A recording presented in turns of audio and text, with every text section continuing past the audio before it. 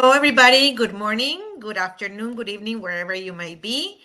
My name is Esmeralda Cardenal, and I am the Managing Director and MBA and Graduate Admissions Consultant at Accepted. And I really want to thank GMAT Club for the opportunity to spend a little bit of time today with all of you to talk about a very important question that is coming up. And it's like how to get ready for round one MBA deadlines, right? I know that that is in everybody's minds, and we're gonna go over to it.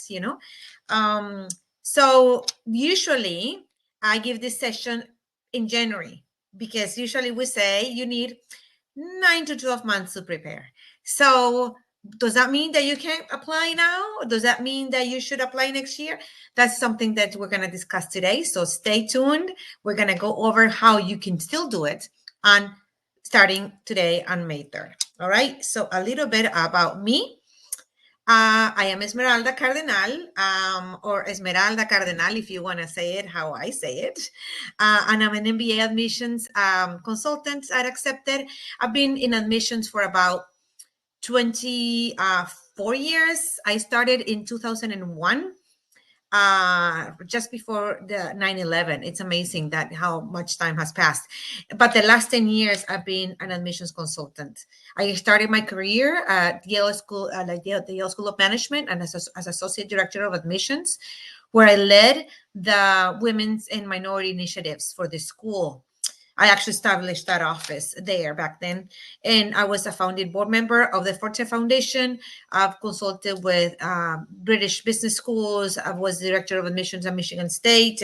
And I've also worked in corporate banking, human resources, talent development, etc.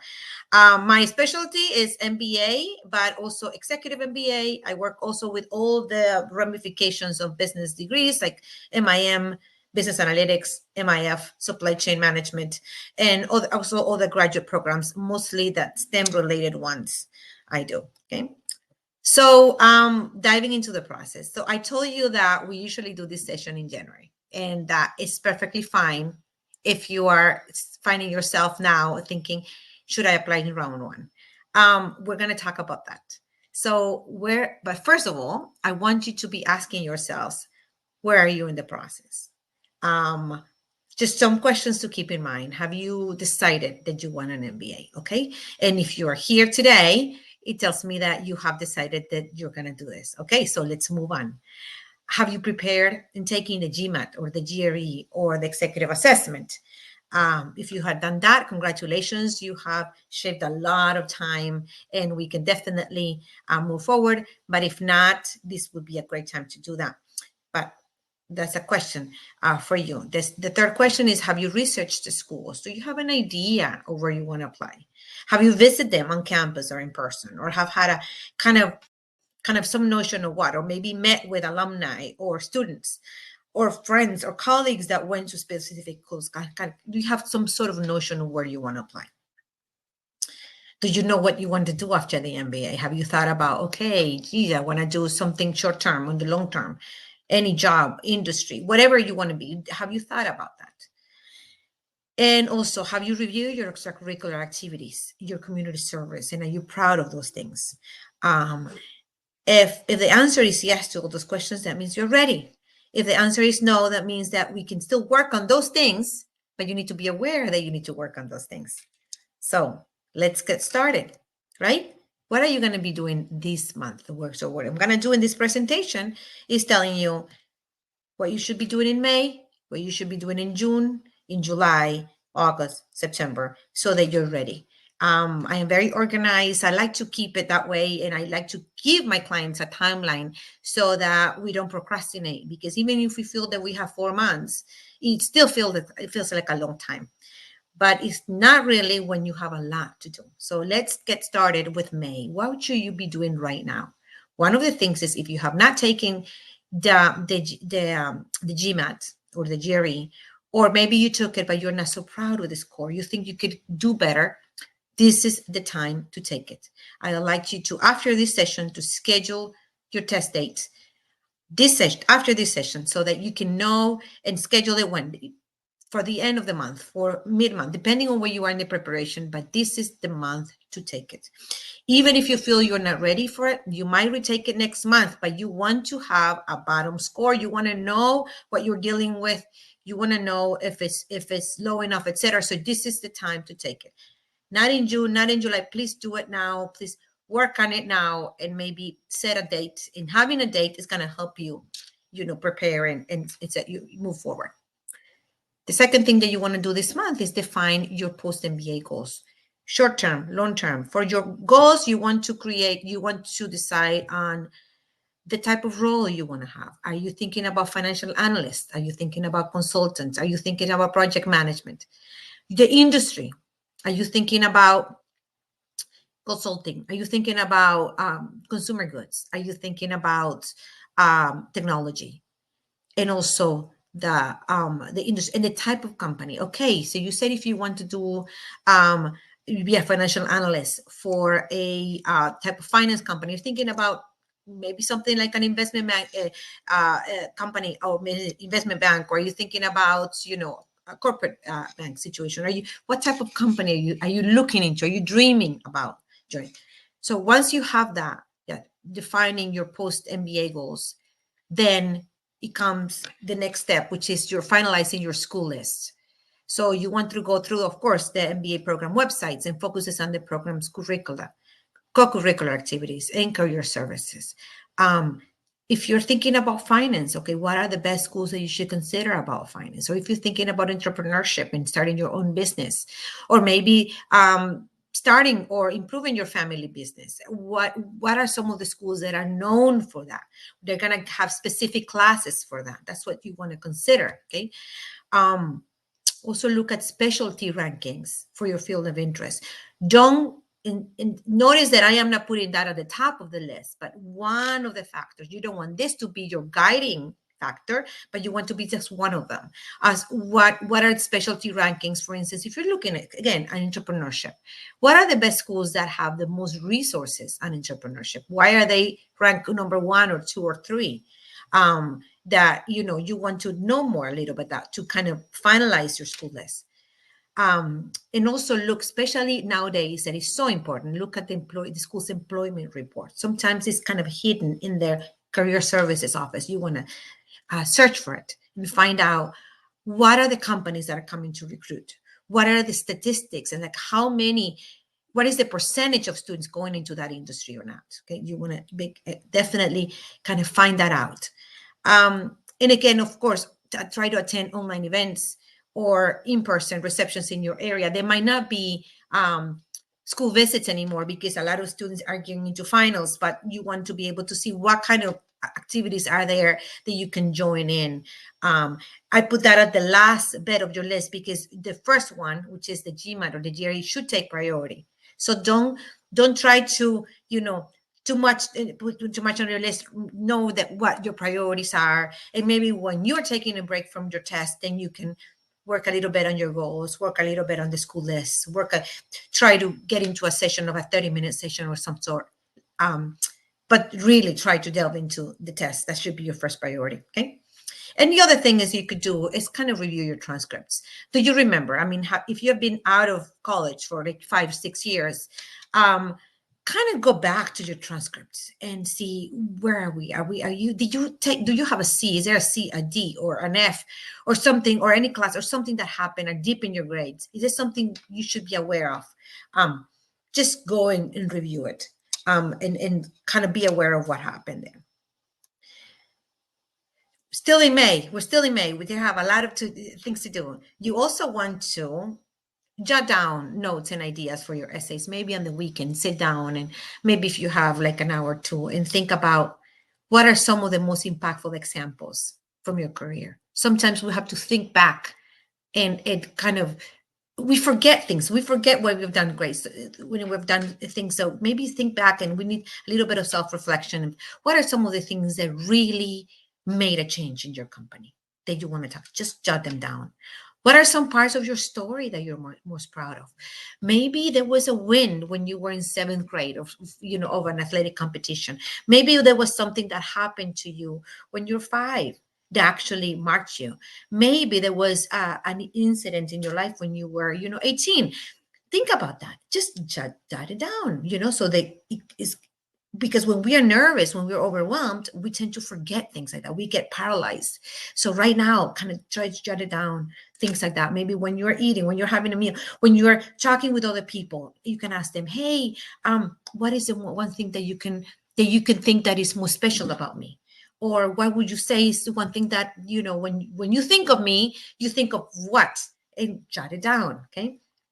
Is there anything in your profile that needs to be explained? I told you, remember your transcripts. Is there anything? Is there a D there, maybe in financial accounting that you took in your second year of college, that maybe you took it because you were too involved in other stuff?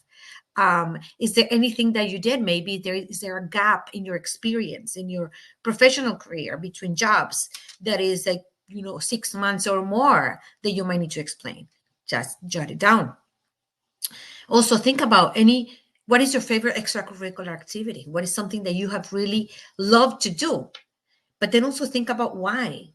Why do you love hockey so much? Why do you love working with the animals so much and rescuing, animals so much? Why is it that drives you that?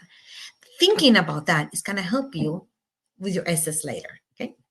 And then also, why is it that you want an MBA? Is it because you want to change of jobs? Is it because you feel like, the promotion that you were waiting for is not happening? Or is it something really that, that you want to pivot to something else? What is it? It is important. Whatever the reason is valid. So don't discard it and say, oh yeah, I know. I just want, maybe, higher salary. That is all fine, but it's important that you know your reasons. Okay. And then also, another thing you want to do once you jot down this is grab your resume. And this is actually also the time to update your resume and polish it. And by that, I mean, use quantifying accomplishments. Try not to be generic on your bullets, but try to quantify what the results were. Increase in revenue, increase in sales, how many people you've led, what type of results driven from this project, et cetera, et cetera. You want to eliminate any redundancy. If two bullets talk about the same projects, and think about, is it necessary the third bullet? You want to do one page. If you have worked less than 10 years, there's no reason why you need 2 pages if you have worked less than 10 years. Usually full-time MBA programs, even if they say that two pages is okay, I would not do it. I would just stick to 1, unless you have specific reasons. Be succinct to the point, that's what you want to do. In June, moving on, you want to select and approach your recommenders. Finish with your resume, and then that's when you start drafting and polishing your essays. You want to fill out the application boxes. Just make sure that you add value to them. Don't leave them for last. And I say, if you have to retake the GMAT, do it at this time, or order in your transcripts and attend any sessions that you might want to, in person or remotely. Again, this is the last thing on your list, but you want to be working on your applications. In July, you want to continue to do that. You want to continue with your essays, filling out all your application boxes. This is when you should start creating video essays for the schools that ask you for a video essay. You kind of think about that and start creating it if you can. Again, retake the test if you can. That's why I told you start in May, because you might have to retake. Also, you want to give your recommenders any necessary information, any deadlines, etc., and just to make sure that they are on task. So you're not asking them at the last minute. Come August, you want to be finalizing all your applications, finalizing your essays, uploading everything into the portal, reminding your recommenders, about deadlines as needed, and attend any summer receptions if you can. I've said this throughout the summer, if available, and if you can, it's always wonderful to do that. You have September, and then you're ready to submit. You have to ready to complete your video essays, continue to network, thank your recommenders. If you send them a bottle of wine, send them a bottle of whiskey, send them a thank you card, a gift card, whatever their favorite coffee shop.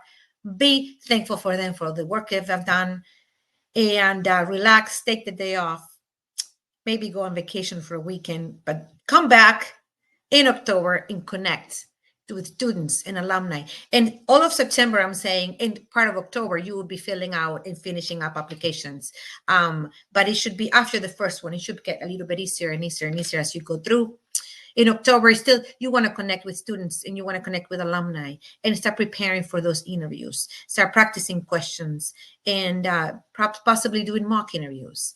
And then, of course, trying to see if you can go to the interviews in person. If once you get invited to interviews, hopefully you will get invited. Then try to schedule your interviews in person if you can, with campus visits, so you can get the whole experience all year long. Let's say, at work, outside of work, try to excel, try to take more leadership roles, strive for professional and non-professional activities. If necessary, take additional classes to make up for low grades, make time for community service, network with people, alumni, with students, especially if you're choosing schools. There's so many things that you can still be doing concurrently throughout the year. This is us. If you need a consultant, probably this is the time to do it, because we get busy, we get booked up, and you don't want to wait at the last minute. You want to have, somebody in your corner as you do this. We've done this. We have combined over 80 years of admissions committee experience, and we've been here for 1994, years. So definitely use us. We have an individualized approach. You work with one consultant, and we have also tons of stuff for free that you can gather. And the link is there upside down there to book a free consultation with me or any one of my colleagues. Okay? So I'd love to take some of your questions, and I'll be more than happy to take your questions now. This is what our clients say about us. So yes. Given the situation. So we have the first question for our Randash Shukla. So I'm sorry if I butchered your name. Hi, given your situation in the US, will it make sense to go to the US now? That's definitely a valid question. A lot of my clients are actually doing a little bit of both. Maybe apply to some schools in the US and some schools in the UK or Europe. So I would say we don't know. It's time of uncertainty. That is a good thing, because a lot of people are applying to other places. Then that means that the schools might be wanting more applicants in the US. So I would say, because we don't know what's going on, I would say maybe do a little bit of both. Maybe think about the US and maybe think about other countries as well. And that's what we were seeing that is happening. So thank you for your question. Anybody else? Does HEC, LSOM, M2M require work experience? They usually, that is a work, because usually you can go straight from undergrad. So not necessarily, but they would want to do a have you see some internships, have had some internships under your belt, and good work experience while at university, while undergrad. So yeah, so it's not, but it's not required. Any other questions? I'm open. Victoria is asking any overview on tips and timelines for pre-MBA. So for pre-MBA, I assume that you are not ready to apply just yet. So I would say you want to start making sure that you excel in your work, that you are doing the best to have the best letters of recommendation, but also the best examples at your work. Try to do the best as you can on I lost my train of thought. Yeah, having really great, looking at your transcripts and seeing if you need to take any quantitative classes. And definitely, since the GMAT and JGRE are good for 5 years, start preparing for it. So that's what I would say. Just try to look at your profile and see what are some of the weaknesses that you could work on, what are some of the things that you could strengthen, and then to develop really good profile. So you are in a good spot if you have some time. Can you give some advice to reapplicants on what to improve, I'm sure you're asking me, accept scores. So what I would say is I would recommend that you talk to us. I would be more than happy if you sent me, for instance, your application, and I would look at your application and see what could have gone wrong. It's very easy to come to conclusions of something that you might think that went wrong and maybe didn't. It could have been something as simple as the resume. It could have been as simple as maybe you didn't stand out in your essays, or it could have been that something wasn't explained they should have explained. So I would say that really try to look at every item of the application and compare it to the applicants, to the class profile of the schools where you are wanting to apply, and see how you stand. If you're not able to determine, if you think that everything went well and you have a good test score, etc., maybe come to me and I'll be more than happy to look at your file and give you some tips as to how to improve. What could you do differently this time around? Is T15 or bust a right concept to have? Um, not necessarily, because it depends on what you want to do and your goals.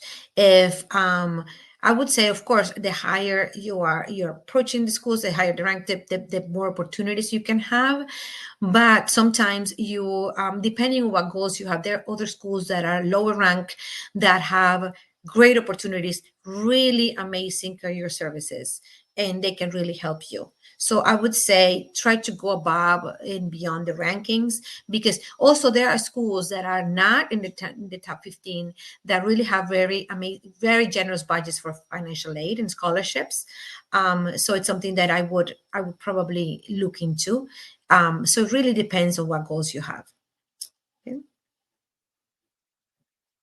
How to aim for scholarships when the profile isn't too strong academically?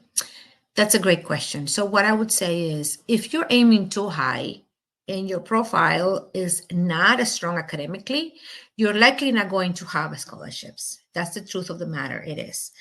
So you want to go a little bit down the list to so where your profile is at least par with their class profile. And usually what they see is your profile is a little bit higher than their average class profile, you would probably get some scholarships. If your profile is lower academically, then there is little reason for them to give you a scholarship. So what I would say is try to maximize everything else. Try to see if you are not so strong academically. Try to think of, would it make sense if you wait a year and maybe take some classes or retake the test?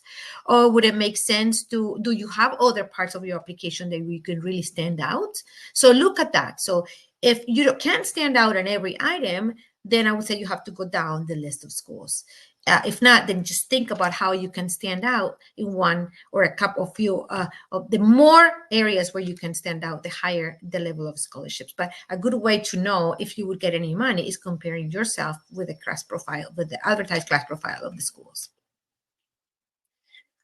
Are top MIMs possible with no experience but 8.9 GPA from a tier 2 college? Absolutely. MIMs are great for no experience candidates. That's what they're targeted for. They usually say, 1 to 3 years tops. And I've had clients who have not been able to get into an MIM because they have over 3 years of experience. So I would say it is definitely top MIMs like Kellogg or LBS, for instance, are great programs where if you don't have work experience, but you have a good GPA, you could definitely get in. And if your GPA is average, I would say try to mix it up with a good test score. Okay, or but sometimes even if you have a very technical focus, whatever, undergraduate, it's still enough to get into a great MIM. Okay. When is around one timelines for part-time MBA?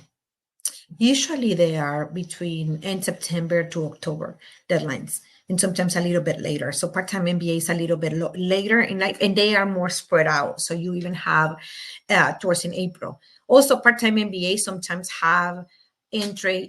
They have multiple deadlines for entry in the fall, the winter, spring, and summer. So I would say look at the school directly that you want to approach and see. There are some part-time programs that have deadlines up to 6 weeks before the start of the program, and they have rolling admission. So just make sure that you have they look at the websites of the schools that you're targeting, specifically. I wasn't admitted to any schools for this fall.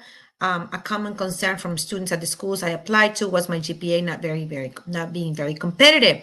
What can I do to improve my chances given I can't change my GPA? Well, Sandra, what I would say is how maybe let's review your GMAT or your GRE. If you have a good test score, maybe if not, try to retake it. Because if you have a good, that kind of balance things out. Also look at what specific classes you took that were not as strong in your GPA. Sometimes taking some college classes, some classes in a community college or online, for instance, let's say statistics or finance or economics or calculus, for instance, that might actually supplement the weakness of the GPA. So I would say that could be a possibility. If you have done that and you still did not get in, I would say let's talk, because there could be other reasons as to why you were not getting. Usually, though, with an alternative transcript and some other college classes in a good test score, then you might be able to get in. I've had clients admitted to the top schools with still a 2.9 GPA, a 2.8 GPA, but we've been able to do these other things and they can still get in. Okay. Is there a roof for the years of experience or age? It depends on the school.